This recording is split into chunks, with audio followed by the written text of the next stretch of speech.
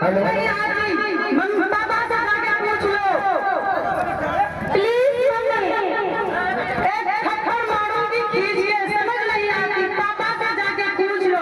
Mummy की बात नहीं मानते हो। मम्मी तो इतनी बिजी हो जाती है, किसी की बात भी नहीं सुनती। पापा से जाकर पूछती हूँ, पापा पापा मुझे ये सवाल समझा दो। क्या बोल रहे हो बेटी? मुझे ये सवाल समझा दो। स्कूल में मैम नहीं समझाया था? समझाया था। आपका ध्यान किधर था? प्लीज पापा समझा दो। बेटी अभी मैं ऑफिस का काम कर रहा हूँ, आपका टीचर आती है, उनसे समझ लेना। जब तक टीचर आ रही है तब तक मैं फोन चला रहा।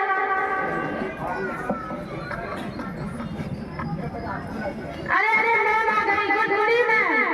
गुड मॉर्निंग नहीं बेटा, गुड आफ्टरनून होता है। बैठो। चलो आप अपनी इंग्लिश का बुक निकालो, कल मैंने तुम्हें याद करने को दिया था। मैम पहले गणित का सवाल समझा दो। ये मैम का क्वेश्चन ये मैंने कल तो समझाया था। मैम फिर से समझा दो। ठीक है, इधर देखो। Okay ma'am. ये सूत्र तुमने याद नहीं किया, पता नहीं कहाँ जा रहे हैं तुम। इधर देखो, a प्लस b पर whole square a square plus b square plus 2ab।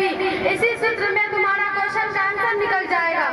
पता नहीं तुम्हारा ध्यान कहाँ रहता है, तुमसे फॉर्मूला भी याद नहीं होता।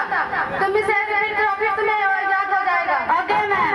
तुम इसे याद करो, मैं अभी मैम तो पता नहीं a square plus b square क्या क्या बड़ा जाती है, कुछ समझ में नहीं आती है।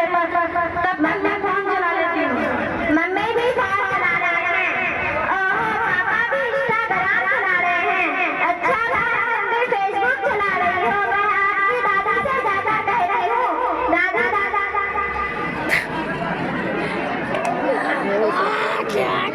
बेटी फोन ले, फोन तुम्हारा काम नहीं आएगी। दादी पता नहीं पल्लू करती रहती है। मैं भी मम्मी के पास जाकर गेम खेलता हूँ। नहीं बेटा, तुम्हारा पढ़ने का टाइम हो गया है, फोन चलाकर क्या करोगी? मैम मम्मी और पापा फोन पे चैटिंग कर रही है।